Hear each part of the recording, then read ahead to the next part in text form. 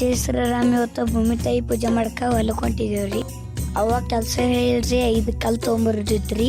ಕಲ್ಲೋದು ಕೊಟ್ಟೇನ್ರಿ. ನಮ್ ತಮ್ಮ ಇವತ್ತು ಅಳ್ಕತ್ತಿದ್ ನೋಡ್ರಿ. ತಲೆ ಮೊನ್ನೆ ಐತೆಗಂದ ಹಿರಿಯರ ಸಮಾಧಿ ಪೂಜೆ ಮಾಡ್ದಿತ್ರಿ.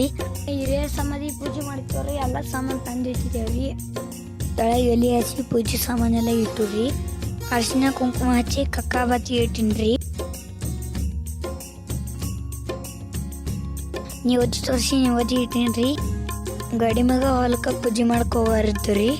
ಅವಾಗ ಬುತ್ತಿ ಕಟ್ಕೋಕತ್ತೇಳ್ರಿ. ಹೊಲ್ದಾಗ ಹೋಗಿ ನಾವು ಊಟ ಮಾಡೋರ್ದೇವ್ರಿ. ಸೀಗೆ ಹುಣ್ಣಿಮೆ ಅಂದ್ರಿ.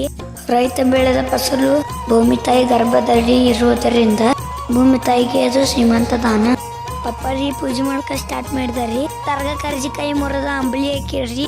ಈ ಚರ್ಗ ಎಲ್ಲ ಹೊಲ ಎಲ್ಲ ಚೆಲ್ಲೋದ್ರಿ. ಬುತ್ತಿಯಲ್ಲಿ ಬುಚ್ಚಿದಲ್ಲಿ ಇನ್ನ ಊಟ ಮಾಡೋಣ ಬರ್ರಿ. ಹೊಲ್ದಾಗ ಬರ್ನ ಊಟ ಭಾಳ ರುಚಿ ಹಚ್ಚಿತ್ರಿ. ಈಗ ಊಟ ಎಲ್ಲ ಮುಗಿಸಿದೇವ್ರಿ. ಮನೆಗೆ ಹೋಗೋಣ ಬರ್ರಿ.